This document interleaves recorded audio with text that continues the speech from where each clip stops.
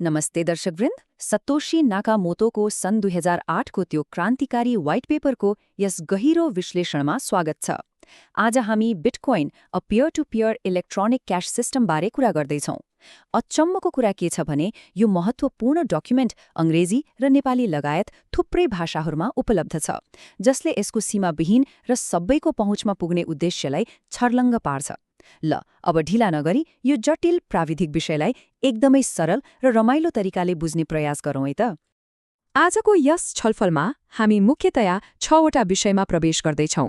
विश्वासको समस्या, दोहोरो खर्चको समाधान, टाइम स्ट्याम्प र प्रमाण, नेटवर्क कसरी चल्छ, नोडहरूलाई दिइने प्रोत्साहन र अन्त्यमा स्थान र मूल्यको व्यवस्थापन।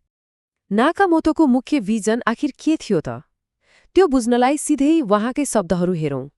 व्हाइट पेपरको सुरुमै भनिएको छ, इलेक्ट्रोनिक क्याशको एक शुद्ध पियर टु पियर संस्करणले कुनै वित्तीय संस्थाको माध्यम बिना नै एक पक्षबाट अर्को पक्षमा सिधै अनलाइन भुक्तानी पठाउन अनुमति दिन्छ। सुन्दा सामान्य लागे पनि यो एकदमै शक्तिशाली कुरा हो। परम्परागत ब्याङ्कहरूलाई पुरै बाइपास गर्ने यो लक्ष्यले नै सम्पूर्ण क्रान्तिको जग बसालेको छ। अब लागौँ हाम्रो पहिलो खण्डतर्फ, विश्वासको समस्या। आधुनिक ब्याङ्किङ प्रणाली हेर्दा राम्रै लाग्छ, तर यसभित्र लुकेका खर्चहरू पनि छन्। विश्वासमा आधारित मोडलमा ब्याङ्क जस्ता संस्थाहरूले मध्यस्थताकर्ताको भूमिका खेल्छन्। विवाद बढ्दा मध्यस्थता गर्नुपर्ने हुनाले लागत बढ्छ, जसले गर्दा ससाना कारोबारहरू निकै महँगो पर्न जान्छन् अनि कारोबारहरू उल्टिन सक्ने सम्भावना पनि रहिरहन्छ। तर जरा विचार गरौँ त, क्रिप्टोग्राफिक प्रमाणमा आधारित पियर टु पियर मोडलमा के हुन्छ? यहाँ बीचको मान्छे नै हुँदैन। मध्यस्थताको लागत शून्य हुन्छ र कारोबारहरू अपरिवर्तनीय हुने भएकाले जालसाजीबाट पनि पूर्ण सुरक्षा मिल्छ। यो साँच्चै नै एउटा ठूलो गेम चेन्जर हो नि, होइन र? अब जाउँ दोस्रो खण्डमा, दोहोरो खर्च अर्थात् डबल स्पेन्डिङको समाधान। डिजिटल संसारको एउटा ठूलो टाउको दुखाइ भनेको यही दोहोरो खर्च हो। मानौ एउटा डिजिटल पैसालाई कपी गरेर 2 वा त्योभन्दा बढी ठाउँमा खर्च गर्यो भने के होला? परम्परागत रूपमा यो रोक्नको लागि हामीले केन्द्रीय ब्याङ्क वा कुनै भरपर्दो तेस्रो पक्षीलाई जिम्मा दिनुपर्थ्यो। तर समस्या के भने यसले त पुरै वित्तीय प्रणालीलाई एउटै केन्द्रीय कम्पनीको भरमा पारिदिन्छ। एउटा बिन्दुमा समस्या आयो भने पुरै सिस्टम कल्याप्स। त्यसो भए बीचमा कुनै ब्याङ्क नराखी यो समस्या कसरी सुल्झाउने त? नाकामोटोको आइडिया गजब छ। एउटा इलेक्ट्रोनिक सिक्का भनेको वास्तवमा डिजिटल हस्ताक्षरहरूको एउटा लामो श्रृङ्खला हो। यसमा स्वामित्व कसरी सर्छ भने हरेक पटक पैसा पठाउँदा पठाउने व्यक्तिले अघिल्लो कारोबारको ह्यास र पाउने व्यक्तिको पब्लिक कीमा आफ्नो डिजिटल हस्ताक्षर गरिदिन्छ। यसरी स्वामित्वको कहिल्यै नटुट्ने एउटा बलियो साङ्लो बन्छ। यहीबाट सुरु हुन्छ हाम्रो तेस्रो खण्ड, टाइम स्ट्याम्प र प्रुफ अफ वर्क। अब यो सिस्टममा कुनै केन्द्रीय नियन्त्रण त छैन, त्यसैले सबैजना एउटै इतिहासमा सहमत हुनु एकदम जरुरी छ। यसको लागि नाकामोटोले प्रुफ अफ वर्क अर्थात् प्रमाण कार्य प्रणालीको प्रस्ताव राखे। यो एउटा यस्तो संयन्त्र हो जहाँ एउटा निश्चित ह्यास भ्याल्यु पत्ता लगाउन कम्प्युटरको धेरै सीपीयू शक्ति खर्च गर्नुपर्ने हुन्छ। मुख्य कुरा के हो भने एकपटक प्रुफ अफ वर्क पूरा गरेर ब्लक बनाएपछि त्यो इतिहास बदल्न लगभग असम्भव हुन्छ, किनभने पुरानो ब्लक बदल्नको लागि त्यो ब्लक र त्यसपछिका सबै ब्लकहरूको काम फेरि सुरुदेखि गर्नुपर्छ। यो भनेको आधारभूत रूपमा एक सीपीयू एक भोट जस्तै हो। यो प्रणालीमा सबैभन्दा लामो सिक्रीले नै सही इतिहासको मान्यता पाउँछ। मानौ 0 मिनेटमा पहिलो ब्लक बन्यो, 10 मिनेटपछि दोस्रो ब्लक जोडियो र 20 मिनेटमा तेस्रो।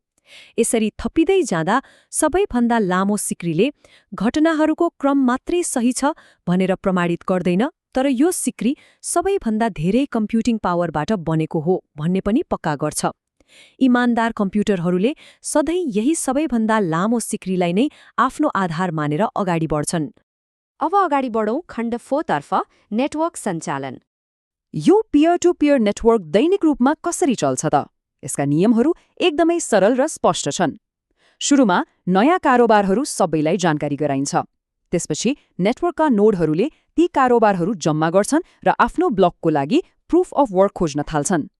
जसले पहिला ब्लक फेला पार्छ उसले सबैलाई जानकारी दिन्छ। यदि त्यो ब्लकमा भएका सबै कारोबारहरू सही छन् भने मात्र अरूले त्यसलाई स्वीकार गर्छन् र त्यसैको आधारमा अर्को ब्लक बनाउन थाल्छन्। यो नेटवर्कको सबैभन्दा राम्रो पक्ष भनेकै यसलाई एकदमै कम संरचना भए पुग्छ र कुनै मेसेज हराए पनि सिस्टम आफैले त्यसलाई सजिलै सम्हाल्न सक्छ।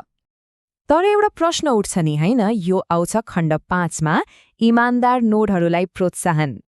आखिर कसैले किन सित्तैमा आफ्नो कम्प्युटरको पावर र महँगो बिजुली यो नेटवर्क चलाउन खर्च गर्छ त? यसको पछाडिको अर्थशास्त्र साँच्चै नै गजबको छ। जो व्यक्तिले नयाँ ब्लक सफलतापूर्वक बनाउँछ उसलाई पुरस्कार स्वरूप नयाँ सिक्का दिइन्छ। यसरी कुनै केन्द्रीय ब्याङ्क बिना नै बजारमा नयाँ पैसा आउँछ। यसका साथै कारोबार गर्नेहरूले तिर्ने शुल्कले पनि थप फाइदा दिन्छ। यसले गर्दा नेटवर्क चलाउनेहरूलाई बेइमानी गर्नुभन्दा इमान्दार भएर काम गर्नुमै धेरै फाइदा हुन्छ। सिस्टममाथि आक्रमण गरेर आफ्नै पैसाको भ्याल्यु घटाउनुभन्दा नियम मानेर नयाँ सिक्का कमाउनु कता बुद्धिमानी हो नि। अब लागौं हाम्रो अन्तिम खण्ड 6 मा, स्थान र मूल्यको व्यवस्थापन। समय बित्दै जाँदा कारोबारहरूको रेकर्ड त बढ्दै जान्छ। त्यसो भए साधारण कम्प्युटरमा यति धेरै डाटा कसरी अटाउँछ त? यहीँनिर मर्कल ट्री भन्ने एउटा चलाक क्रिप्टोग्राफिक आइडियाको प्रयोग हुन्छ। यसमा कारोबारहरूलाई एक आपसमा ह्यास गरिन्छ, जसले गर्दा पुराना र खर्च भइसकेका कारोबारहरूको डाटालाई डिस्क स्पेस बचाउन सजिलै हटाउन मिल्छ। अझ रमाइलो कुरा के भने, डेटा हटाए पनि त्यो ब्लकको मुख्य ह्यास सुरक्षित नै रहन्छ, जसले सुरक्षामा कुनै सम्झौता हुँदैन। यो मर्कल ट्रीको प्रयोगले कति धेरै ठाउँ बचाउँछ भनेर एउटा सानो उदाहरण हेरौँ। 1 वर्षभरिको ब्लक हेडरहरू मात्रै सेभ गरेर राख्न वर्षमा जम्मा 4.2 मेगाबाइट डिस्क स्पेस भए पुग्छ। सोच्नुस् त, सन् 2008कै जमानामा पनि यो कति सानो साइज थियो। यसको मतलब यो नेटवर्क जतिसुकै ठूलो हुँदै गए पनि कम्प्युटरको मेमोरी भरिने चिन्ता लिनु पर्दैन। साथै यो प्रणाली चलाउन एकदमै ठूलो सुपर कम्प्युटर पनि चाहिँदैन। सिम्प्लिफाइड पेमेन्ट भेरिफिकेसन अर्थात् SPV को मद्दतले सामान्य प्रयोगकर्ताले पूरै नोड नचलाइकन पनि आफ्नो कारोबार प्रमाणित गर्न सक्छन्। यसको लागि सबैभन्दा लामो सिक्रीको हेडर र मर्कल ट्रीको सानो हाँगा मात्र भए पुग्छ। अनि पैसा टुक्र्याउन वा जोड्नको लागि कारोबारहरूमा धेरैवटा इनपुट र आउटपुट प्रयोग गरिन्छ, जसले गर्दा प्रणाली एकदमै लचकदार र व्यावहारिक बन्छ। ल, आजको यस विश्लेषणको अन्त्यमा आइपुग्दा एउटा गहिरो प्रश्नमाथि विचार गरौँ। यदि यो क्रिप्टोग्राफिक प्रमाणले आर्थिक क्षेत्रमा भर पर्दा तेस्रो पक्ष वा ब्याङ्कहरूको आवश्यकतालाई पुरै हटाउन सक्छ भने यो पियर टु पियर प्रविधिले हाम्रो समाजका अरू कुन केन्द्रीय निकायहरूलाई काम नलाग्ने बनाइदेला त? सतोशी नाकामोटोको यो आइडिया एउटा सुरुवात मात्र हो। यसको सम्भावना साँच्चै नै असीमित छ। यही रोमाञ्चक प्रश्न छोड्दै आजको यो सामग्रीलाई हामी यही बिट मार्छौं।